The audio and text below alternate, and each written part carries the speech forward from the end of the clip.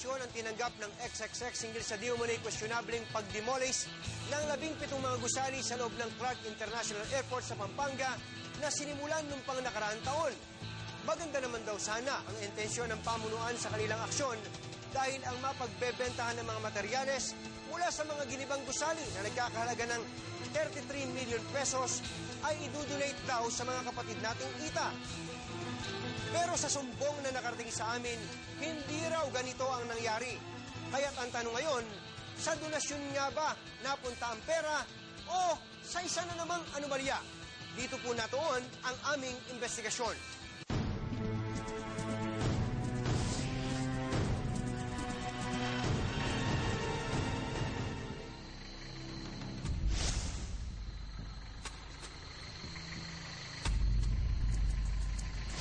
Ito ang ilan sa mga infrastrukturang iniwan ng mga Amerikano sa loob ng Clark Freeport Zone sa Angeles City, Pampanga, 18 taon na nakalilipas.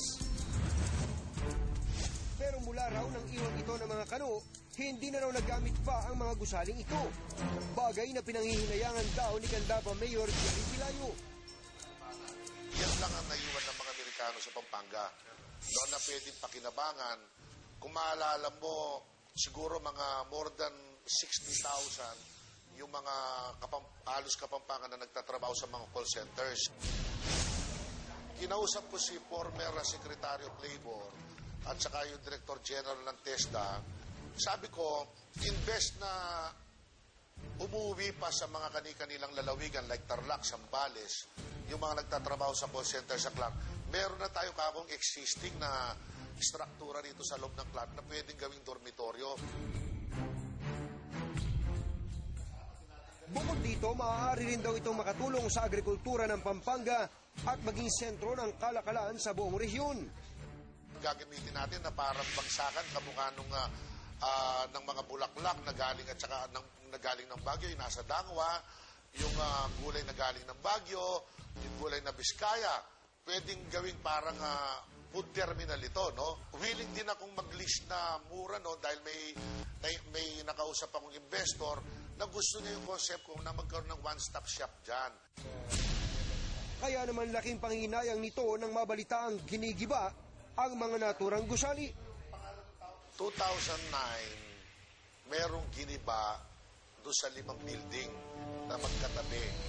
Hanggang nangihinayang ako dahil yung kalahati, part nung ginagamit namin palengke, yung farmers market ng mga magsasaka natin dito sa Candaba.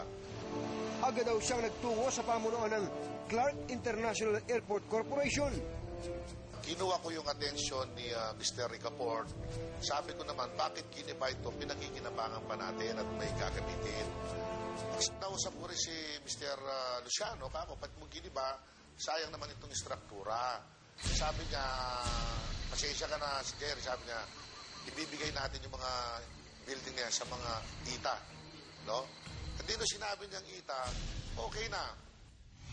Base sa mga dokumentong nakalap ng XXX, Abril nung nakaraang taon, nang magsimulang lumiham ang Banban Aita Tribal Association o BATA sa Presidential Management Staff upang hingin bilang donasyon para sa mga katutubo ang mga materyales sa mga lumang gusali sa loob ng Clark Freeport Zone na di na mapapakinabangan tulad ng yero, bakal at kahoy.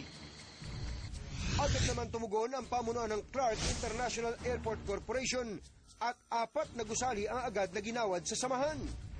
Ito ay ang mga buildings 7140, 7246, 7257 at 7208. At dahil nga sinabing donasyon naman ito sa mga kababayan nating mga Aita, hindi na nga umangal pa noon si Mayor Pilayo. Subalit January 2010, ilan pang mga gusali ang dinimolish din. Pero itong 2010, yung mga ibang buildings to sa tabi-tabi, mga siguro another mga 15 o 16 buildings, nakita ko may mga crane na naggigiba. Ang gaganda. Nanginayang na ako. Batid ng alkalde ng Candaba na hindi niya nasasakupan ang lupang kinalalagyan ng mga ginibang gusali. Pero bilang isang public servant, anya, bilang Kapampangan, yan lang ang naiwan ng mga Amerikano sa Pampanga. Doon na pwedeng pakinabangan. Ayon sa SIAC, Lahat daw ng mga gusaling giniba ay ginawang donasyon sa mga katutubong Aita. Pero diskumpiyado raw ang alkalde.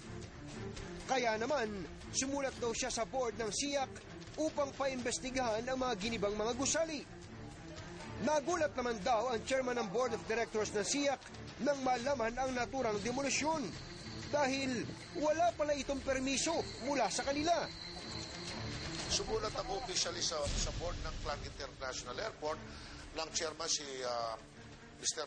Mangyo. Nag-conduct sila ngayon ng investigation hanggang hindi pala alam na nagiba yung mga buildings. Kaya naman bago pa tuluyang maubos ang mga gusali, agad nang ipinag-utos ng board ang agarang pagpapatigil sa demolisyon.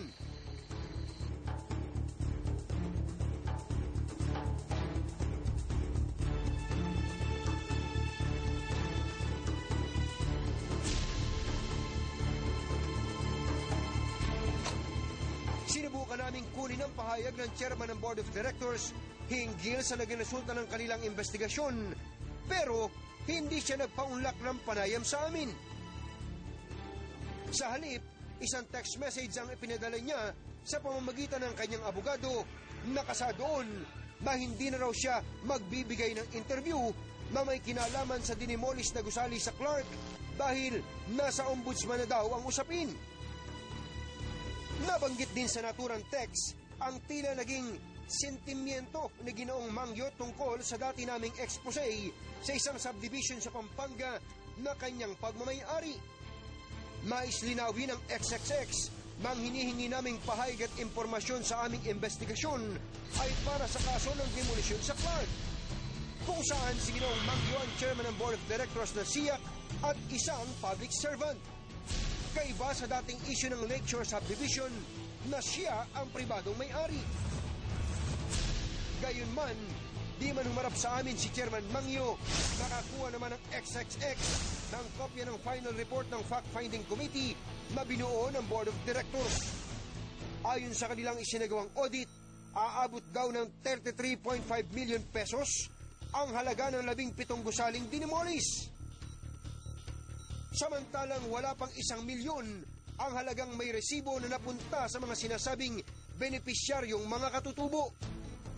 Ang tanong ngayon, saan napunta ang 32.7 million na walang resibo? Nakasaad din sa naturang report na ang mga gusaling dinimolis ay maaari pang maipaayos at magamit. Maliban dito, hindi rin daw nasunod ang tamang proseso sa pagbibigay ng donasyon. Dahil dito, reprimand ang naging rekomendasyon ng board laban sa presidente ng SIAC na si Victor Luciano. Kaugnay nito, tinawag namin ang atensyon ni Ginoong Luciano. Ang kasagutan ni SIAC President Victor Luciano sa lahat ng aligasyong ibinabato sa kanya, sasagutin sa pagbabalik ng XXX.